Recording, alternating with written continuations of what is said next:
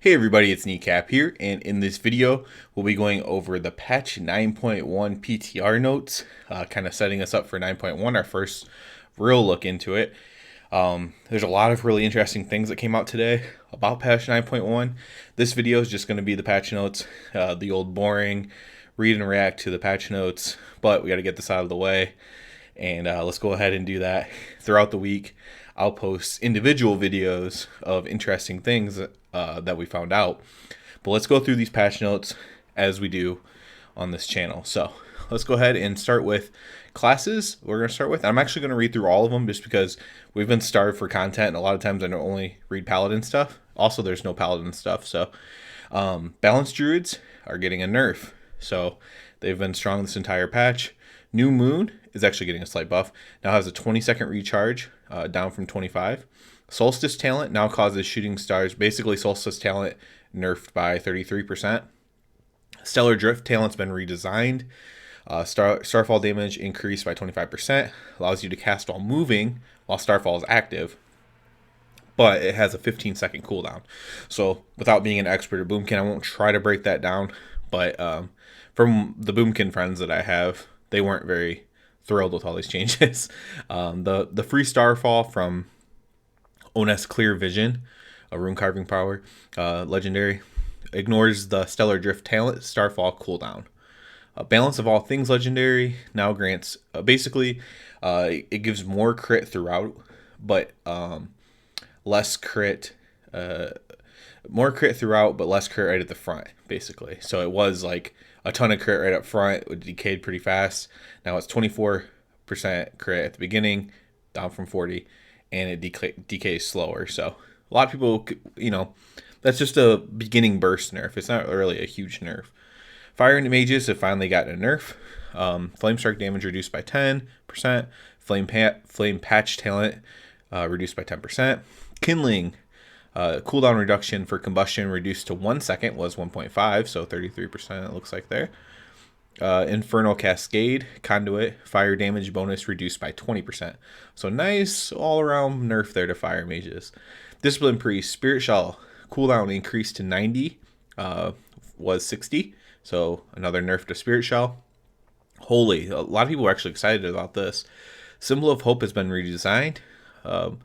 Bolster the morale of a party or raid member, the morale of party or raid members while within 40 yards. They each recover 60 seconds of cooldown on a major defensive ability, and they gain 12% of their missing mana over 5 seconds. Pretty cool ability.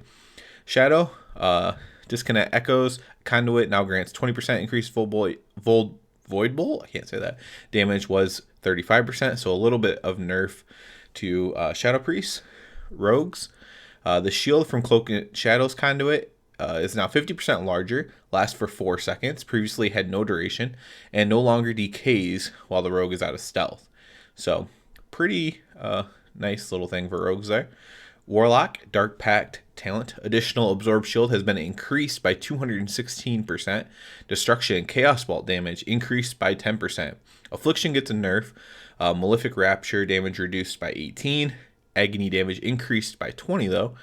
Shadow Embrace now lasts 16 seconds, was 12, and can now only be applied to one target at a time. Focused Malignancy Conduit effectiveness reduced by 53%. And Sacrilegious Dark Strike, a legendary, has been redesigned. Corruption damage is increased by 25%. It was 15, so more corruption damage. And each time corruption deals damage, it extends the duration of your curses on the target by 2 seconds. It was corrupted targets move at speed, so they lost their movement. For the permaslow, if you hear people talk about a Warlock permaslow, or you've been permaslowed in a BG or something, it was probably a Warlock. So they got rid of that, which is good for all of us non-Warlocks. New Covenant campaign chapters, Soulbinds. There's 40 new renown levels, so the cap right now is 40. It's going up to 80.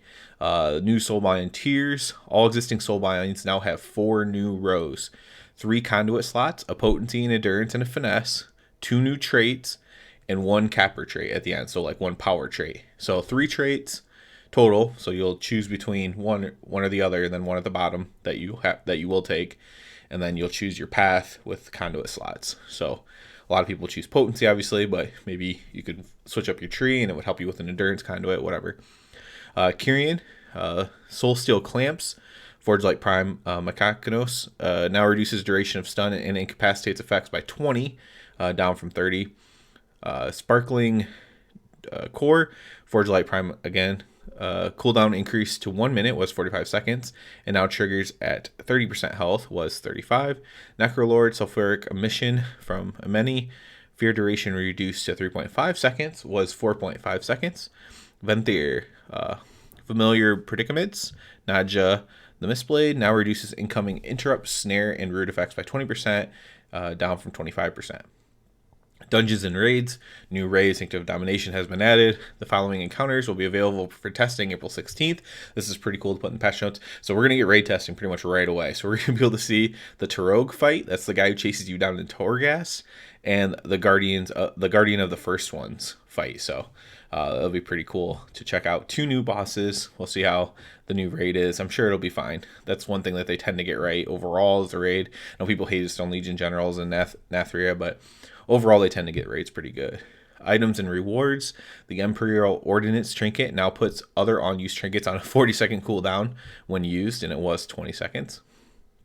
Player versus player changes. Death Knight, Frost, new PvP talent, Shroud of Winter. They don't go over it, but some Death Knight friends said that it was pretty cool. Heartstop Aura, PvP talent has been removed, so they just kind of swapped those out. Mage PvP changes. Kleptomania is now Arcane only, which I like. Dampen Magic PvP talent has been removed, so they can't just completely counter Shadow Play and stuff. Arcane, new PvP talent, Arcanosphere. Arcane Blast now deals 20% more damage in PvP combat. So they're trying to make Arcane viable for PvP, for high-end PvP. Fire, new PvP talent, Ring of Fire. Controlled Burn has been redesigned. Ignite deals 100% more damage while combustion is not active. World in Flames PvP talent now causes Flame Strike to reduce the cast time of Flame Strike by 50%, was 1.25 seconds, and increases its damage by 30% for 3 seconds, was 20% permanently. Frost, new PvP talent Ice Wall. Now, if you're a mage, you want to check this out because it seems really cool. They don't break it down in these patch notes, but this new PvP talent Ice Wall seems pretty darn cool. Frostbolt now deals 100% more damage in PvP combat, was 15%. Deep Shatter PvP talent now increases the damage of Frostbolt by 75% on frozen targets, was 150, so a little nerf. Burst of Cold PvP talent now increases the damage of Cone of Cold by 600, was 400%. Makes Cone of Cold better, I guess. Mistweaver Monks, new PvP talent. Peace Weaver, new PvP talent. Dematerialize, new PvP talent. Thunderous Tea. Counteract Magic PvP talent, it does counteract mages, has been redesigned. Each hostile magic effect removed from a target increases the healing they receive from you by 2% for 10 seconds, stacking up to 10 times. A Refreshing Breeze PvP talent has been redesigned. Healing done by Soothing Mist increases the healing of the next expel harm on the target during the channel and causes it to dispel 1 magic, poison, or disease effect. Eminence PvP talent has been redesigned. Transcendence transfer can now be cast while stunned, and its cooldown is decreased by 15 seconds if it is cast while not stunned. Surging Mist PvP talent has been removed. So some pretty big Mistweaver Monk changes there. Most people I saw were pretty pumped about them, but I'm not necessarily friends with like the high-end people, so we'll see. I guess a lot of people are just pumped when anything changes and it seems good, I guess. New PvP talent improved... Priest, I'm sorry. New PvP talent improved Mass Dispel. Shadow. Lasting Plague PvP talent has been removed. Rogue, Mark of the Master Assassin, legendary. Duration has been reduced by 40% in PvP combat. Assassination, new PvP talent Hemotoxin, which is really good. And the Neurotoxin PvP talent has been removed. I believe this might... I believe the Hemotoxin might be kind of like Sharpened Blade that warriors have. Again, this is not in the patch notes. This is just stuff that I kind of learned anecdotally throughout the day. Warlock, new PvP talent Shadow Rift. Affliction, Soul Shatter PvP talent has been removed. Demonology, new PvP talent Fell Obelisk. Call Fell Lord PvP talent now deals 200% of the caster's spell power per swing, was 5% of target's maximum health. Cooldown of the ability increased to 2 minutes, up from 1.5 minutes. Singe Magic PvP talent has been removed. So we're seeing a ton of new PvP talents and removed PvP talents. Destruction, new PvP talent, Bonds of Fel. Chaos Bolt now deals 40% more damage in PvP combat, was 15%. We're going to have some big Chaos Bolts. Focused Chaos PvP talent has been removed. Rune Carving, so legendaries. New Rune Carving powers. Death Knight, Druid, Warrior, and Mage have new powers available in this PTR build. We can assume that every class will get a new legendary because there's going to be Covenant legendaries. So, but in this build, they have some. They are not listed in these patch notes. Some existing powers have been updated. See the classes section for details. We kind of went over that already. The Maw, New Zone Korthia, Archivist and Dreadlord questlines, Visitor dailies, new Maw Assault, and new Tormentors of Torghast. So a lot of updates to the Maw.